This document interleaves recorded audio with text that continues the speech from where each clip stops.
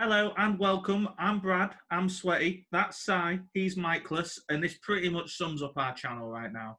We're still trying to work out the kinks, but we hope you enjoy it. Anything you want to add, Si? Cue the montage.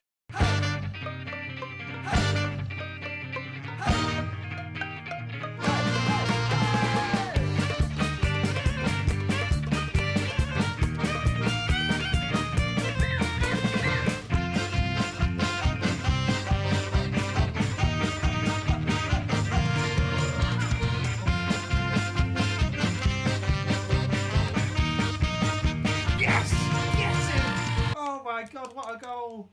So today we're going to be talking about Jaws, and this is the first of a series in which we're going to be doing 3 films a year. So 3 films a week. We're going to be watching the highest grossing film of each year, the best picture winner of that year, and then Simon Says. So whichever film Simon picks for that year. So right now we're starting on 1975, and we're going to carry on till every year till 2019, or by the point we finish this, 2020. But given how lockdown's been going, it doesn't look like there's going to be many new films anyway. So who knows? We might even only have 5 films to choose from in 2020. Okay, so I think for quite a few of the films we're going to do, we're going to give you an intro and a synopsis of the film. But really, this is one of the most famous and iconic movies ever made. This is the original blockbuster, which is also why we're starting on 1975. However, do you think we need to give the plot for this movie? Like, do we give the synopsis? If I know it, then I'd expect the 99% of the audience to know. But Right. If you want to go the extra mile for that extra 1%, go ahead. Okay. A shark attacks an island. They try and get the shark. What did you think when you rewatched it today? I'm assuming you rewatched it, right? I did. I managed to get around to it whilst trying to evade work, but hopefully my manager didn't see this. No, but I have managed to watch it prior to this, and I think about 11 when I watched it, because I never really got around to watching it because my mum had a fear of watching the film. I did think it was a bit corny at the time, because obviously you couldn't expect cinema effects, and obviously it was 1975, so the effects back then obviously weren't what they are now. So because I've seen obviously more recent films than I have older films, I haven't really seen that many films from that era. So when I think to myself comparing films, I compare them to the modern day films. So when I watch Jaws, it does seem quite corny, especially with the shark bits. What I would say is, cut the recording. Yeah. I can't do this channel with you. It's ridiculous. Fair, I think the audience have all left now after me saying that as well. So, Yeah. And I think the first half of the film, especially because it's more, you don't really see the shark that much in the first half of the film. It's more about, it's all underwater, and then obviously it's prey being taken under the water for the most part. So I think that particular them parts are particularly great.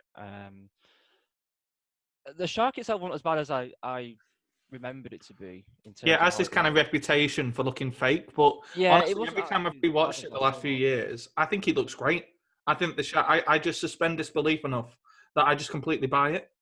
But on the whole, I thought the film was, I thought it was great, to be honest. It is definitely a film that I could see myself watching again a few more times in the future and showing like my kids, maybe grandchildren, but God knows how old I'll be then. Oh, you're confident, aren't you? I don't know if I'll make it that far in life, but we'll see. Although I think it's a very unpopular opinion that it's watchable and that you'll show it to kids. I think that's Well, kids, as in the age of 7 and older, Actually, that's another thing I can't believe, that it's PG rated. That movie's freaking violent. Really? Yeah. It is, especially the part where the captain of the vessel, I can't remember his name actually, to Quint. be honest. Quint, the captain of the vessel, he on the Orca, when he got eaten and not half his body got off. I mean that screams PG, doesn't it? Yeah, it's brutal. I always forget how violent that death is. Actually, one thing that's really interesting about the movie is actually even by today's standard, it's actually a really tense movie. Like, when I was watching my mum, she genuinely jumped out of her seat multiple times. I did on that one particular scene. What, in the boat underwater? That's it, yeah. When the body comes out, I absolutely cacked myself. Completely forgot about that scene. That one scene there yeah. But yeah, no, I exactly. went even whiter than I am now, which is quite hard to believe, but I did. I also like as well how in order to like keep the audience on the loop, you know, whenever they do a fake out with the shark, where it's like so it's whether it's just like random people pretending to be the shark Oh or it's yeah. people, they don't play the music. It's like Oh, the so film that's when lets you you know. know exactly, yeah. Yeah. So the film kind of keeps you in on the loop if you catch on, you know, that no, this isn't actually a shark. And then when the music does play in, that's when you confirm, oh shit, it's happening, Yeah. you know. Apart from the introduction to the film, which there was a shark, but there was no actual. Oh no, there was. Like, It was like a low key version of it. yeah.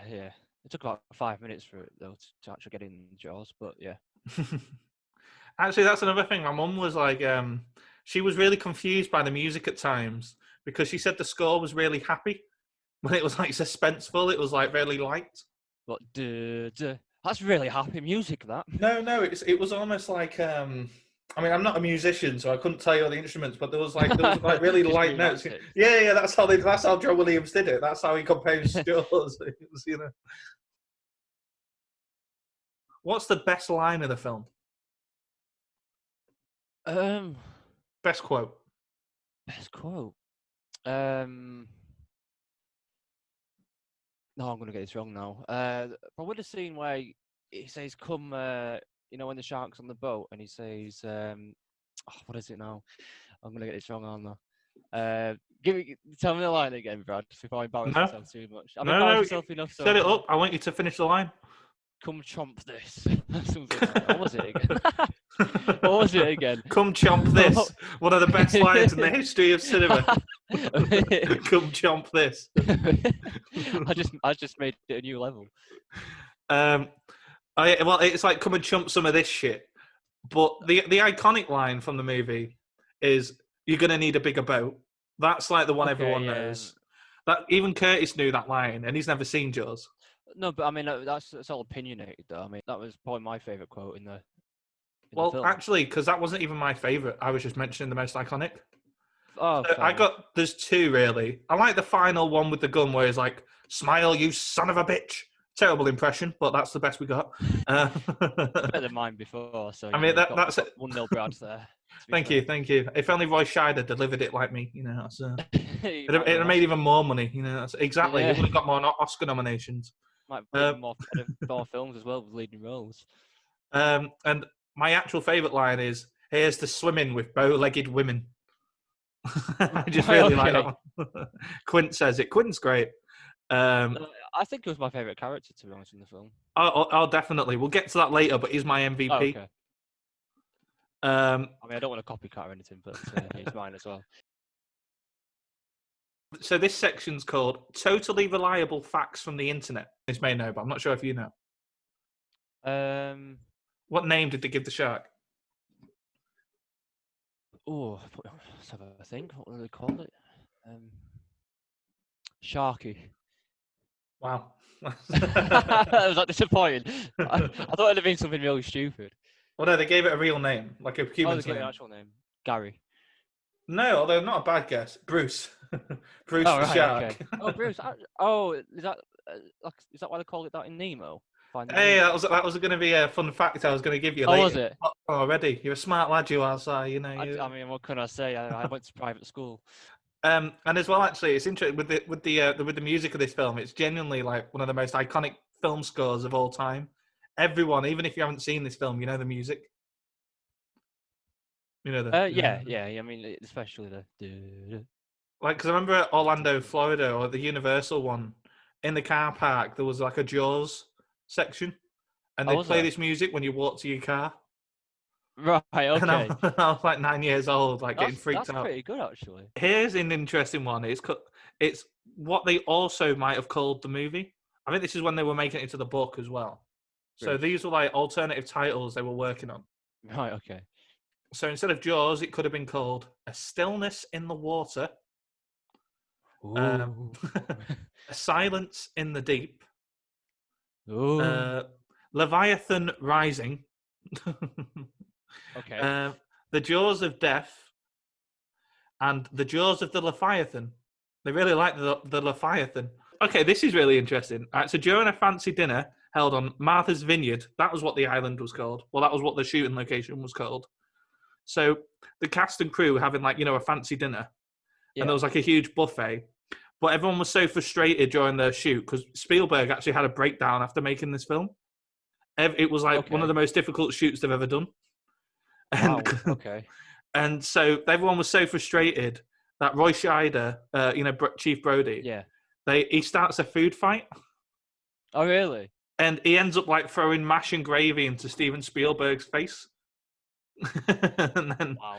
Yeah. And then they during making this masterpiece of cinema in a way, and making like one of the most famous movies of all time, halfway through it, they're having a food fight because it's too difficult. You gotta have fun whilst you're working, don't you? Otherwise, you won't enjoy doing it. So that'll be our next video, yeah. That's... Oh, you what? Throwing mash and gravy at the camera? Yeah. Take that, Brad. Oh no, gotta go clean myself up now. You got me. I was actually quite impressed with the knowledge what they had of the shark. I mean, I'm no shark expert, obviously. But right. I did actually. I took someone out that was really loved the ocean. I know you had a thing for sharks. And yeah. Oh, yeah. So your type of woman is someone who also is into sharks, you know? Coincidence. No, just literal coincidence. Like, no, she was the one that kind of mentioned and gave me some general facts on sharks. She said that she wants to go swimming with sharks. So I was like, really? You want to go swim with sharks? Because I was thinking, wow, you're just gonna get eaten alive. So I didn't really know anything about sharks, and it wasn't until I started watching a few shark documentaries that I kind of understood the thinking of sharks a little bit more. Not that I do 100%. You're like the shark whisperer, really. But I was and emotionally connect with a shark.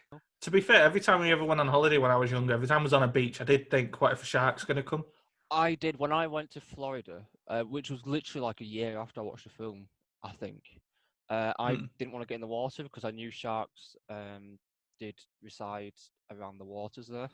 Oh, really? I was very nervous to get in the water, even though they had netting, but obviously what's netting compared to shark teeth? But at that time, obviously, I was very nervous. I saw my dad go in the water. He swam quite a way out. And I was like, Dad, please, I was quite young, so I was like, Dad, please come back. Whereas now, you'd be like, yeah, go on, Dad, go on. I was like, yeah, Dad, I've had enough of your shit now. Yeah, Dad, I bet you can't go even further. I bet you can't survive over there. With Jaws, on the point of, sharks generally, they only attack humans, mainly if on, a surfboard or something, or like a lilo in the instance of the kid, which I was quite impressed with because because obviously seals, because seals are one of the things that sharks eat. So I was very impressed with the fact that usually a shark looks up and they see the seal bobbing across the water. That's its prey. So that's kind of what the thinking of what Jaws would have been for the kid in the lilo. That's why he went for the kid in the lilo and not anybody else in the water, because he was the one that looked more like a seal. So usually with sharks, I might be wrong, but usually with sharks, I think if a shark bites you, generally they kind of get the taste, and they kind of usually realize that you're not, obviously it's a normal type of food. So that's why you see a lot of shark incidents of just limbs being missing, because they might take off an arm or something, or a leg, realize, oh, this isn't for me, I don't like that tasty snack, chucks it away. It's a bit like your sprouts on a Christmas dinner, really. It's there, you have it, and you spit it back out again. Right. So basically, if anyone ever cooks you a meal, don't give you sprouts. No, you just spit it back at them. Well, I mean, sorry, did you like your sprouts? Spit back in the face. Yeah. My name is Steve Spielberg, and I just directed a movie called Jaws, and Jaws is about to be nominated in 11 categories. You're about to see us sweep the nominations. For the best achievement in direction, Federico Fellini for Amarcord, New World Pictures. Stanley Kubrick for Barry Lyndon, Warner Brothers. Sidney Lumet for Dog Day Afternoon, Warner Brothers. Robert Altman for Nashville, Paramount. and Milos Forman. Oh, I didn't get it. I didn't get it. I wasn't nominated. I got beaten out by Fellini. That's first of all, Fellini. For the best picture of the year, Barry Lyndon, Warner Brothers, Stanley Kubrick, producer, Dog Day Afternoon, Warner Brothers, Martin Brody, Martin Elfman, producers, Jaws. Well, it's about time. I have something to say. I have a lot to say. First of all, These are my spokesmen. First of all, being the first Godfather, I have this to say. The Godfather was nominated for the Best Picture and won, but the director, Bob Fosse of Cabaret, won. That's bullshit. You cannot have the Best Picture unless the director is also nominated. Who made the picture? Somebody's mother? The director. This man made yours. Are you kidding? Who's kidding who around here? This is a dark day in Hollywood. Absolutely. The sun is shining, but this is a very This is a dark day for our pal. The greatest picture of all time was made, and they haven't recognized the The director. Who made it? The shark? Hey, what's interesting to me is that he said he thought it was going to get 11 nominations. Yeah. And so I was going through what categories there were then that year. So he was expecting picture director, he was expecting screenplay, probably supporting actor for Quint. So that would have been 4. Original score, then he'd have been expecting sound, cinematography. I had to go through it. He must have thought costume design based on the fact there aren't that many categories left.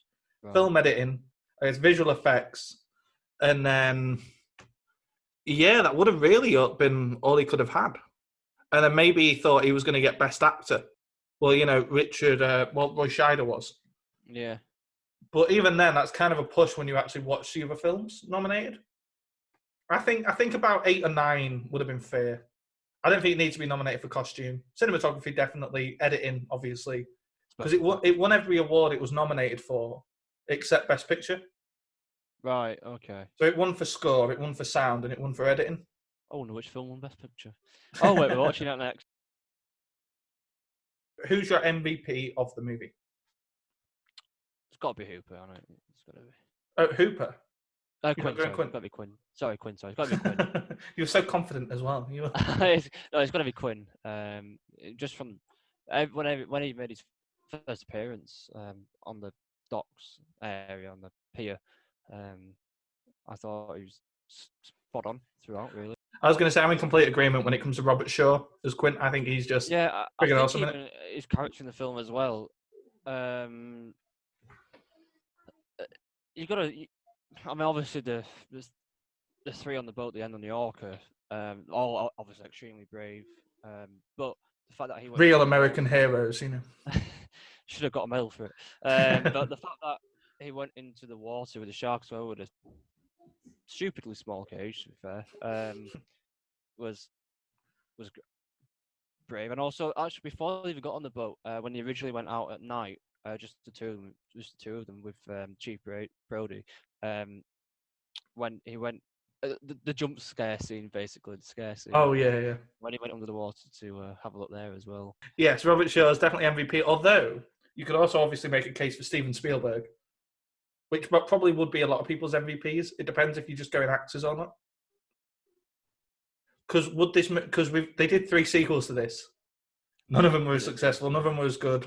Spielberg, was he the difference that made this? Would you not take Spielberg as your MVP then? Like, could you be persuaded, or are you just going off actors?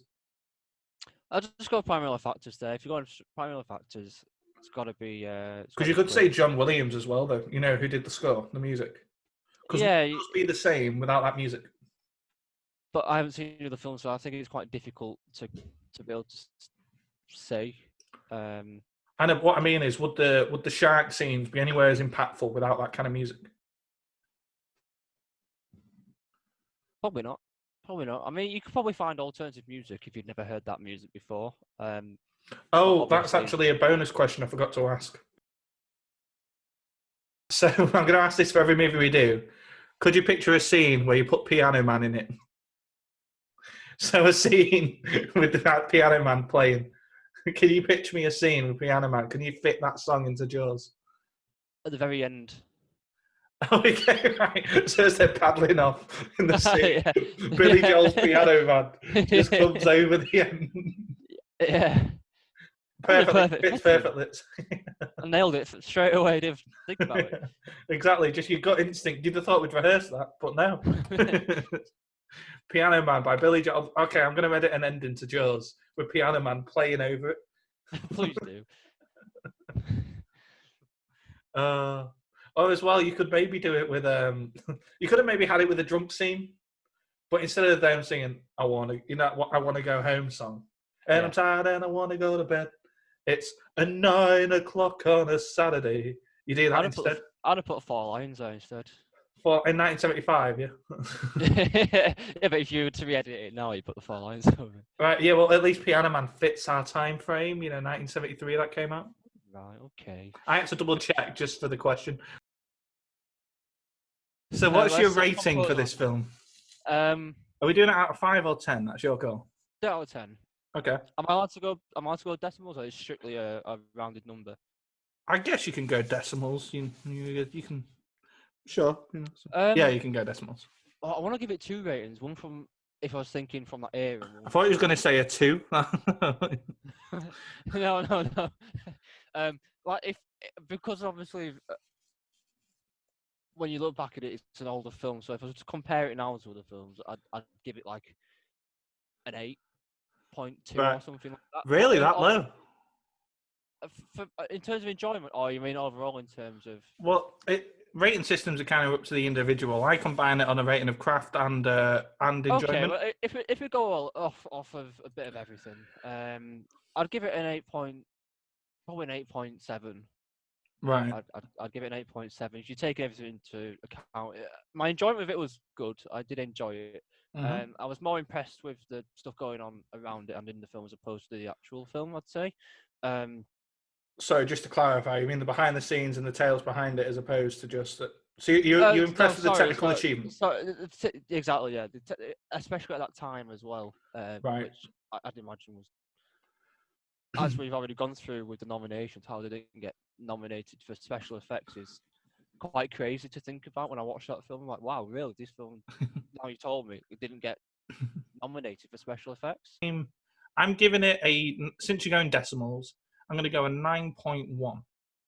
I think it's a fantastic film. I think it holds up. Actually, that's another question. Does it hold up? Is that rating based on your impression of it now, or if you're back in 1975? Well, mine's an overall. I just do it as a straight up overall. So back in 1975, you'd give it the exact same rating, do you reckon? It'd be bumped up probably in 1975. That's what I'm saying. I'm also just doing it by it still holds up extremely well today for me, because that's going to be one of the questions is does it still hold up? Oh, 100%. Yeah. The audience didn't fuck up then this time. They nailed it, This is the highest grossing film in 1975. Pretty much spot on. Yeah, I mean, from based on history, look at Lord of the Rings, how? A film he's never seen, yeah, exactly. I'd say it holds up. Just, I think in another 45 years' time, if you double the time from now, I'll be intrigued to see if it still holds up in 45 years' time, especially with obviously technology growing somewhat even further. When people look back at it, it might look a bit shoddy. I don't know though.